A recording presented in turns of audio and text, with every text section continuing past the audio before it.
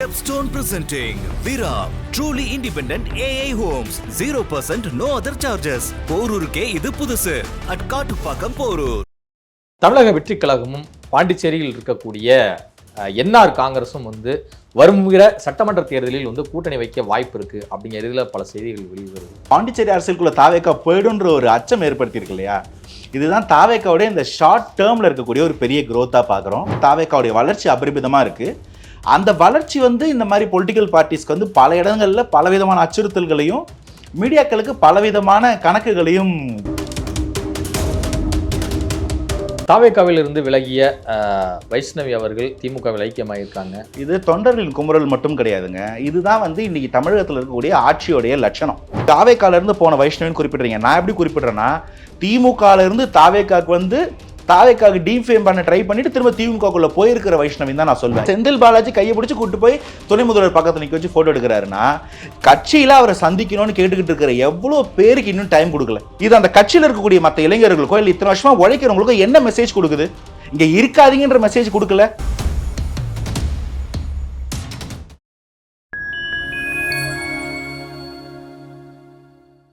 நான் உங்கள் சிங் குஹன். நம்ம சிறப்பு நிகழ்ச்சியில் நம்ம இணைந்திருக்கிறார் மதிப்பிற்குரிய அரசியல் விமர்சகர் திரு அனந்தஜித் அவர்கள். வணக்கம் சார். வணக்கம். எப்படி இருக்கீங்க? நல்லா இருக்கேன். நீங்க எப்படி இருக்கீங்க? நல்லா இருக்கேன் சார். தமிழக வெற்றிக் கழகமும் பாண்டிச்சேரியில் இருக்கக்கூடிய என்ஆர் காங்கிரஸும் வருகிற சட்டமன்ற தேர்தலில் கூட்டணி வைக்க வாய்ப்பு இருக்கு அப்படிங்கிறதுல பல செய்திகள் வெளிவருது. என்னதான் புதுச்சேரியில் நடக்குது அப்படின்னு சொல்லிட்டு நம்ம விசாரிக்கும் போது ரெங்கசாமி இந்த முறை பாஜக கூட்டணியை விட்டு வெளியே வர வாய்ப்பு இருக்கு. ஏன் அப்படின்னா, இந்த முறை அவங்க கொடுத்த அந்த குடைச்சல்லாம் பார்த்துட்டு அவர் ஒரு ஸ்டேட் பார்ட்டி கூட நம்ம கூட்டணி வச்சு போயிடலாம் அப்படிங்கிற மாதிரி ஒரு மைண்ட் செட்டில் இருக்காரு அப்படிங்கிற தகவல்லாம் வெளியாகுது. ஸோ இது உண்மைதானா? இது நடக்குமா? ஆக்சுவலி தமிழக வெற்றி கழகத்துடைய வளர்ச்சி தான் இந்த மாதிரியான ஸ்பெகுலேஷன்ஸ்க்கெலாம் காரணம். ஒரு கூட்டணி பேச்சுவார்த்தை, அதுவும் தாவேக்கா மாதிரியான தமிழக வெற்றி கழகம்னு பேர் வச்சிருக்க ஒரு கட்சியிலேருந்து பாண்டிச்சேரிக்குள்ளே அவங்க ஃபுட்டிங் வந்துடும், பாண்டிச்சேரி அரசியலுக்குள்ளே தாவேக்கா போயிடுன்ற ஒரு அச்சம் ஏற்படுத்தியிருக்கு இல்லையா? இதுதான் தாவேக்காவுடைய இந்த ஷார்ட் டேர்மில் இருக்கக்கூடிய ஒரு பெரிய growth-ஆ பார்க்குறோம். இதில் கொஞ்சம் முக்கியமாக சொல்லணும் அப்படின்னா, அவங்களுடைய ஜெனரல் செக்ரட்டரி மிஸ்டர் ஆனந்த் அவருக்கு பாண்டிச்சேரி தான் ஊர் அப்படின்றத வச்சு புரிஞ்சுக்கலாம். ஸோ எனக்கு என்ன புரியுது அப்படின்னா, தமிழர்கள் வாழும் பகுதி எல்லாத்துலேயுமே தாவேக்காவுடைய வளர்ச்சி அபரிமிதமாக இருக்குது. அந்த வளர்ச்சி இந்த மாதிரி பொலிட்டிக்கல் பார்ட்டிஸ்க்கு பல இடங்களில் பலவிதமான அச்சுறுத்தல்களையும் மீடியாக்களுக்கு பலவிதமான கணக்குகளையும் யோசிக்க தோணுது. அந்த மாதிரி ஒரு கணக்காக தான் அது இருக்கும். என்னை பொறுத்த வரைக்கும், எனக்கு தெரிஞ்ச வரைக்கும் ரங்கசாமி அவர்கள் பாஜக கிட்ட கொஞ்சம் எடப்பாடி அவர்கள் கூட்டணிலேருந்து வெளில வர்ற அளவு கூட ரங்கராசாமி அவர்கள் வெளில வரதுக்கான வாய்ப்பு இல்லை அப்படின்னு சொல்கிறாங்க. ஏன்னா அவர் கொஞ்சம் அவங்களோட ரொம்ப க்ளோஸாக இருக்க வேண்டிய ஒரு கட்டாயத்தில் இருக்கிறாரு அப்படின்னு சொல்கிறாங்க. அபோவ் ஆல் தாவேக்காவை தமிழ்நாட்டிலே டெஸ்டட் இல்லைன்னு சொல்கிற ஒரு இடத்துல தாவேக்காவை நம்பி அவங்க வருவாங்கன்னு தெரியாது. ஆனால் தாவேக்கா வளரலாம். தாவேக்கா பாண்டிச்சேரியை யூஸ் பண்ணி பாண்டிச்சேரிலையும் ஒரு முன்னெடுப்பு எடுத்து திமுக அதிமுக வேணும்னே தவற விட்ட பாண்டிச்சேரி அது. ஏன்னா தமிழகத்தில் இருக்க நாங்களும் முதல்வர், அங்கே வரக்கூடிய அந்த சின்ன மாநிலத்தில் இருக்கக்கூடியவங்க முதல்வரா அப்படின்னு ஒரு ஈகோவில் தான் திமுக அதிமுக பாண்டிச்சேரியை விட்டாங்க. அப்படி விட்டதின் காரணமாக தான் அங்கே திரும்ப நேஷனல் பார்ட்டிஸ் டேக் ஓவர் ஆகுறாங்க. ஏன்னா 67க்கு அப்புறம் தமிழகத்தில் திமுக அதிமுக ரெண்டுமே அங்கே பார்த்தீங்கன்னா ஆட்சியெல்லாம் பிடிச்சிருக்காங்க. அதுதான் அதுக்கப்புறம் அவங்க விட்டாங்க பர்பஸ்ஃபுல்லாக.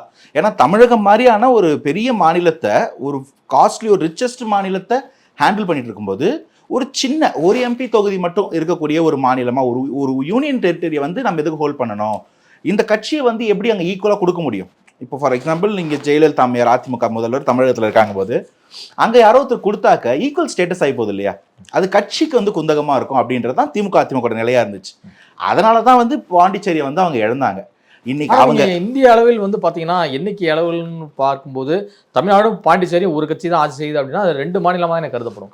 அந்த முன் யோசனை அவங்க இல்லாமல் போயிட்டாங்க. ஏன்னா நீங்கள் சொல்லக்கூடிய அந்த காலகட்டத்தில் பாண்டிச்சேரியை புறம் தள்ளிய திமுக அதிமுக புறம் தள்ளிய காலகட்டத்தில் பார்த்தீங்கன்னா மாநில அரசாங்கம் முதல்வர் தான் பெரிய ஹீரோ.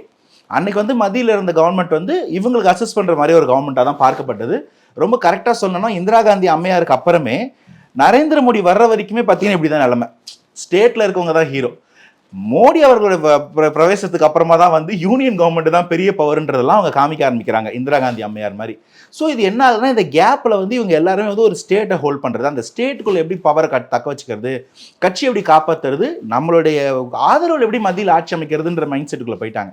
இன்னைக்கு கதை வேற. இன்னைக்கு மாநில கட்சியாக இருந்தாலும் மத்தியில் ஆட்சி அமைவதற்கு நம்மளுடைய ஃபுட்டிங் எவ்வளோ இருக்கணுன்ற ஒரு முக்கியத்துவம் ஏற்பட்டிருக்கு. இந்த காலகட்டத்தில் இருக்கக்கூடிய எல்லா அரசியல் தலைவர்களும் அதை புரிஞ்சுக்கிட்டாங்க. நீங்கள் வந்து எடப்பாடியார் அவர்கள் வந்து பாஜக கிட்ட பண்ணுறக்கூடிய நெகோசியேஷனாக இருக்கலாம், ஸ்டாலின் அவர்கள் முன்னெடுத்த அந்த இந்தியா கூட்டணி அதில் ஒரு முக்கியமான தளபதி அவர் ஏன் அந்த முன்னெடுப்பு எடுத்தாரு அப்படின்றதுக்கும் காரணம் தான்.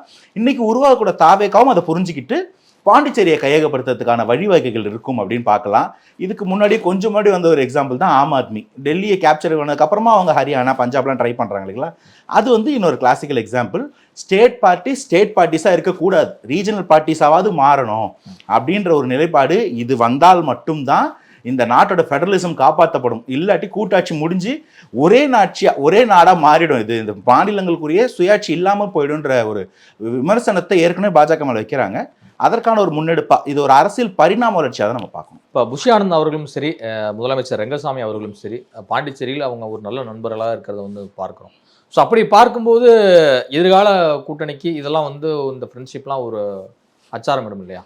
ஆக்சுவலி நீங்கள் தாவேக்கா வந்து நீங்கள் வந்து மிஸ்டர் ஆனந்த் ரங்கசாமி அவர்களுடைய நட்பெல்லாம் ரெண்டாவதுங்க, அவங்க நண்பர்கள். விஜய் அவர்கள் கூட அடிக்கடி சந்திக்கிறாரு. கரெக்ட், விஜய் சாரும் அவங்களை மீட் பண்ணியிருக்கிறாரு. ஏன் ரீசெண்டாக ஆதவ அர்ஜுனா கூட அங்கே ஒரு பாஸ்கெட் பால் டோர்னமெண்ட்டுக்கு போயிட்டு வந்தாருலாம் சொல்கிறாங்க. பாயிண்ட் என்னன்னா, நண்பர்கள் எல்லாருமே வந்து கூட்டணி கட்சிகளாம் அமைஞ்சிட முடியாது. பாஜக மாதிரியான ஒரு கட்சியை அச்சுறுத்தும் வேலையில் ஒரு நண்பருக்காக யாரும் செய்ய முடியாது இந்த காலகட்டத்தில். அதை தாண்டின தாவேக்காவுடைய ஃபுட்டிங் இருக்கிற பட்சத்தில் தாவேக்கா ஒரு வளர்ச்சி, ஒரு கிராவிட்டி, கிரவுண்டில் ஒரு ரக்கஸ் காமிக்கிறாங்க. இந்த ரக்கஸ் இல்லாமல் இந்த பசங்க என்னமோ ஒன்று பண்ணிட போகிறாங்கன்ற ஒரு நம்பிக்கை இல்லாமல் எந்த ஒரு பெரிய தலைவரும் வரமாட்டாங்க. அரசியலில் கரகண்டவர் 3 முதல்வராக இருந்த என்ஆர் வந்து அப்படியே இல்லைங்க எனக்கு விஜய் சார் ரொம்ப க்ளோஸ் ஃப்ரெண்ட், ஆனந்த் சார் ரொம்ப ரொம்ப க்ளோஸ், அதனால நான் கூட்டின்னு போன்னு சொல்லுவாரா? பாஜகவை பகச்சுக்குவாங்களா? இல்லை. அதை தாண்டின ஒரு ஃபுட்டிங் வந்து தாவேக்கா காமிக்கிறாங்கன்றது தான் இதுலேருந்து நமக்கு டேக்காவே. நீங்கள் வந்து சும்மா தாவேக்கா என்னப்பா புது கட்சி, சின்ன பசங்க கட்சின்னு சொல்கிறீங்களே, அது இல்லை, அது ரொம்ப பெரிய கட்சி. பாஜகவை தூக்கி போட்டுட்டு வந்து ஒருத்தங்க தாவேக்காவோட கூட்டணி வச்சு எலெக்ஷனை ஃபேஸ் பண்ணுறதுக்கு தயாராகும் அளவுக்கு ஒரு நம்பிக்கையை கொடுக்குது இந்த தாவேக்கா. அது வந்து நீங்கள் பாண்டிச்சேரியில் என்ஆர் காங்கிரஸ்னு புரிஞ்சுக்கிட்டாலும் சரி, தமிழகத்தில் அஇஅதிமுகன்னு புரிஞ்சுக்கலாம் சரி, பாஜகவுக்கு மாற்றா தாவேக்கா செயல்படக்கூடிய அளவுக்கு ஆல்ரெடி ஒரு ஃபுட்டிங் காட்டுறாங்க அப்படின்றத நம்ம புரிஞ்சுக்கணும். தாவேக்கா இஸ் ஷோயிங் சம் கிராவிட்டி.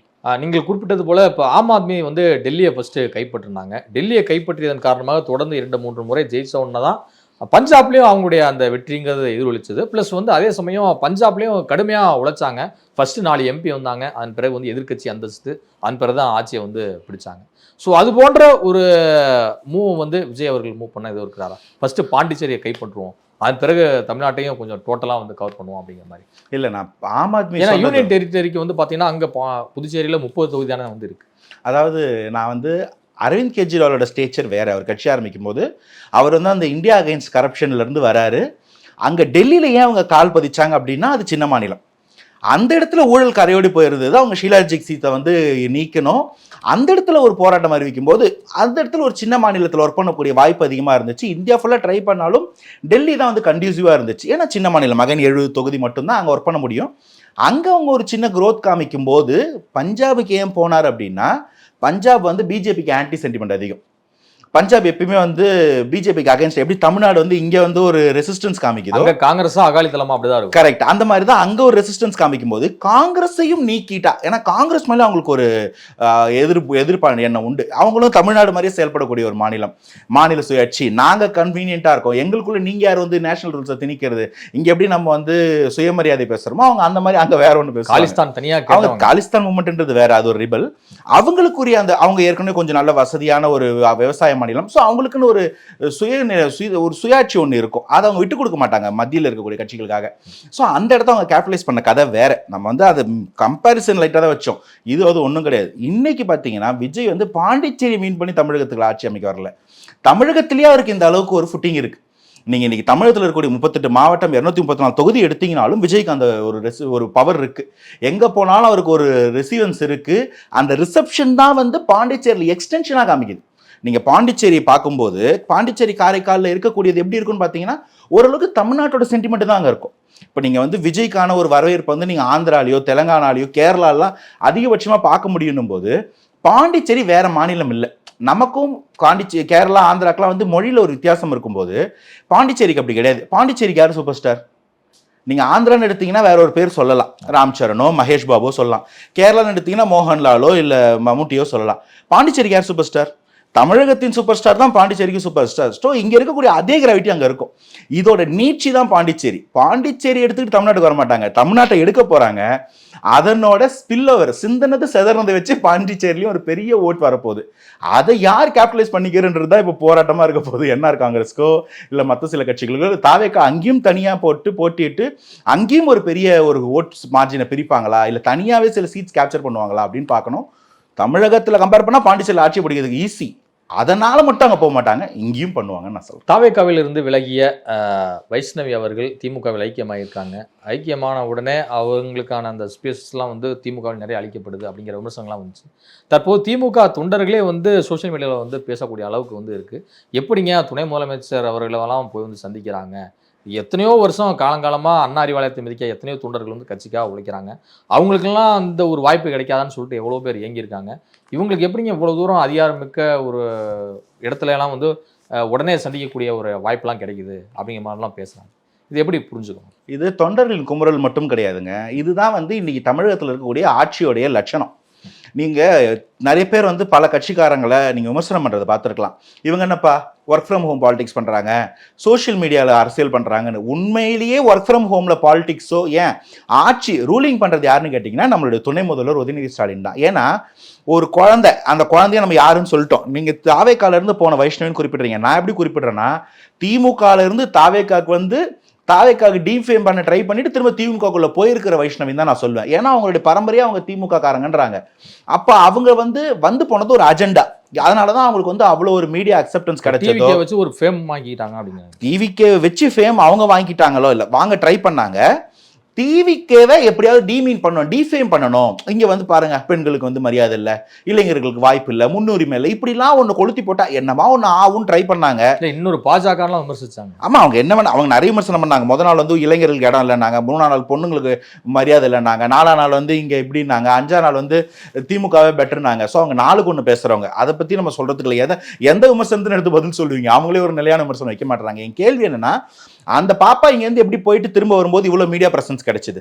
எப்படி செந்தில் பாலாஜி அவர்கள் முன்னிலையில வந்து ஒரு இணைப்பு ஏற்படுத்த முடிஞ்சது? இன்னைக்கு செந்தில் பாலாஜி கையை பிடிச்சி கூட்டு போய் துணை முதல்வர் பக்கத்தில் நிற்க வச்சு போட்டோ எடுக்கிறாருன்னா, கட்சியில அவரை சந்திக்கணும்னு கேட்டுக்கிட்டு இருக்கிற எவ்வளோ பேருக்கு இன்னும் டைம் கொடுக்கல.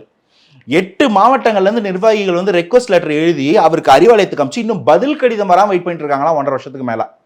இந்த நிலைமையில இருக்கிற கட்சியில எதுங்க நல்லா இருக்கு? சேப்பாக்கத்துக்கு அவர் போறாரு, சென்னையில இருக்கிற ஒரு தொகுதி, ஹார்ட் ஆஃப் சென்னை. அங்க ஒரு போய் பார்க்கும்போது கூட அங்கங்க இருக்கிற ஸ்லம்ஸ் எல்லாம் மறைக்கிறதுக்கு திரைசீலை கட்டுறாங்களாம். நம்ம குஜராத்ல ட்ரம்ப் வரும்போது பண்ணாங்க இல்லைங்களா, இப்ப வந்து முதல்வர் போகும்போது திருச்சி முதல்வர் பண்ணாங்க இல்லைங்களா, அதே மாதிரி இங்க சேப்பாக்கத்தில் நடக்குது இந்த கொடுமை. துணை முதல்வர் கண்ணில் படாம குடிசைகள், அப்புறம் நாளைக்கு ஓட்டு கேட்கும் போது அந்த குடிசைகள் இருக்கவங்களுக்கு ஓட்டு இருக்காதா? இந்த அளவுக்கு ஒரு ஃப்ரிட்ஜில் உட்காந்துக்கிட்டு அரசியல் பண்ணிட்டு இருந்தா இப்படிதான் சோசியல் மீடியாவில் பேசப்படுபவர்கள் ஆஹா இவங்க தான் தலைவர் போல அப்படின்னு. அந்த குழந்தைய கேட்குறாங்க, உங்களோட திராவிட சித்தாந்தம் பற்றி சொல்லுங்க, திராவிட பற்றி சொல்லுங்க, எனக்கு தெரியல, ஸ்கிப் பண்ணிடலான்னு. இதுக்கு தான் வந்து துணை முதல்வர் கூப்பிட்டு வாழ்த்துக்கள் தெரிவிக்கிறார். உங்களுக்கு திராவிட என்னன்னே தெரியல, வாழ்த்துக்கள் வாங்கம்மான்னு. இது அந்த கட்சியில் இருக்கக்கூடிய மற்ற இளைஞர்களுக்கோ இல்லை இத்தனை வருஷமா உழைக்கிறவங்களுக்கோ என்ன மெசேஜ் கொடுக்குது? இங்க இருக்காதீங்கன்ற மெசேஜ் கொடுக்கல. அந்த கட்சியில வந்து குடும்ப அரசியலை தாண்டி எம்எல்ஏ சீட் கிடைக்க போறது கிடையாது. அவங்க சொல்றவங்களை தாண்டி மந்திரியா கனவு கூட காண முடியாது. ஏன் கட்சியில ஒரு நல்ல போஸ்டிங் கூட கிடைக்காது. துணை முதல்வர் கடைக்கன் பார்வை கிடைக்கணும்னா கூட அதுக்கு வந்து சோசியல் மீடியா பிரபலம் தான் முக்கியம். கல அரசியல் கல யதார்த்தம் முக்கியம் கிடையாது. அதையும் தாண்டி இந்த மாதிரி வந்து செந்தில் பாலாஜி கைப்பிடிச்சிட்டு வந்தாதான் முக்கியம் அப்படின்னா இது அது ரொம்ப அபாண்டமா இருக்கு. குடும்ப அரசியலோட இழிவுகள், குடும்ப அரசியலோட சீர்கேடுகள் இதெல்லாம் தான் பண்ணும். அந்த இடத்துல நிஜமாவே அரசியல் ஏதாவது பண்ணணும், மக்களுக்கு ஏதாவது பண்ணணும்னு நினைக்கிறவங்க வேற கட்சிக்கு போறது பெட்டர். தாவேக்கா என்னோட நல்ல ஆப்ஷன் தான் சஜஸ்ட் பண்றேன். ஜூலை 4ஆம் தேதி தமிழக வெற்றி கழகத்தின் சார்பில் அக்கட்சியின் செயற்குழு கூட்டம் வந்து பனையூரில் இருக்கக்கூடிய கட்சி தலைமை அலுவலகத்தில் வந்து நடைபெற இருக்கு. தொடர்ந்து பல்வேறு விவகாரங்களை திமுக அரசை டைரக்டா அட்டாக் பண்ணிட்டு வராரு டிவிகே தலைவர் விஜய் அவர்கள். இப்போ இந்த செயற்குழு கூட்டத்தில் என்ன மாதிரியான தீர்மானங்கள் நிறைவேற்றப்படும் நினைக்கிறேன்? இல்லை, ஆக்சுவலி செயற்குழு கூட்டம் வந்து அவங்க போகிற அந்த சுற்றுப்பயணத்துக்கான அந்த நிர்வாகிகளுக்கு என்னென்ன களத்தில் என்னென்ன செய்யணும், அந்த ரோட் மேப் என்ன, யார் யாரோட ரோல் என்ன, இதெல்லாம் தெளிவுபடுத்துறதா தான் மேஜரா இருக்க போகுது அப்படின்னு சொல்றாங்க. ஏன்னா என்னென்ன செய்யலாம் திட்டமிடல். ஆமா, இல்ல திட்டமிடலாம் முடிஞ்சு. அது இவங்களுக்கு ப்ரீஃபிங் கொடுக்கணும் இல்லைங்களா, ஒவ்வொருத்தருக்கும் ஒரு ரோல் இருக்கும். அந்த ரோலில் இந்தந்த தேதியில் இந்தந்த இடத்துக்கு வரப்போகிறோம், இது வந்து இப்படி ரோல் ப்ரோட்டோகால் மெயின்டைன் பண்ணப்படணும், இந்தந்த இடத்துல இப்படி நடக்கணும். ஈவெண்ட் நம்ம முன்னாடியே சொல்லியிருந்தோம், ஒரு சுற்றுப்பயணம் இருக்கும், கொஞ்சம் தூரம் நடைப்பயணம் இருக்கலாம். அதை தவிர மக்களை வந்து அந்தந்த பாக்கெட்டில் சந்திக்கணும் அப்படின்னும் போது ரொம்ப நாள் இல்லை, இன்னும் ஒரு 1.5 மாதத்துக்குள்ளே ஒரு களத்தில் இறங்கணும். ஸோ அந்த களத்தில் ஏற்கனவே வந்து ஒரு டாஸ்க் கொடுக்கப்பட்டிருக்கு. 120 மாவட்ட குழுக்களும் போயிட்டு அங்கே இருக்கக்கூடிய சர்வே எடுக்கணும், மக்கள் என்ன எதிர்பார்க்குறாங்க, கூட்டணி குறித்தும் இல்லை மக்கள் பிரச்சனைகள் குறித்தும் பேசணும்னு. அதெல்லாம் முடிஞ்சிருச்சான்னு செக் பண்ணுறதா இருக்கலாம். அட் த சேம் டைம் ஒரு தொகுதிக்கும் போகும்போது ஒரு மாவட்டம் பார்த்தீங்கன்னா 2 தொகுதி ஆவரேஜாக வரும். அவங்க எல்லாருக்கும் வந்து அவங்க டாஸ்க்கை கொடுத்து ரோலை கரெக்டாக பிரித்து கொடுத்து எல்லாரும் செயல்படுறத என்ஷூர் பண்ணுறதா இருக்கும். போலீஸ் பெர்மிஷன்ஸில் இருந்து லோக்கலில் அரேனாஸ் அரேஞ்ச் பண்ணுறதுலேருந்து மக்களும் பாதுகாப்பாக வந்து போகணும், கட்சியினரும் பாதுகாப்பாக வந்து போகணும். அந்த ஈவெண்ட்ஸ் எப்படி இருக்கணும், இதை பிளான் பண்ணுறது தான் முக்கியமான வேலை. பிளானிங் ஆல்மோஸ்ட் முடிஞ்சுன்னு நினைக்கிறேன். அதை மங்களுக்கு கொண்டு போய் சேர்த்து அவங்களுடைய வேலைகள் பிரித்து கொடுக்குறதா தான் இருக்கும்னு நினைக்கிறேன் செயற்குழு மீட்டிங். இதுவரை உங்கள் பல்வேறு கருத்துக்களோட கண்டிப்பாக சார். Thanks for having.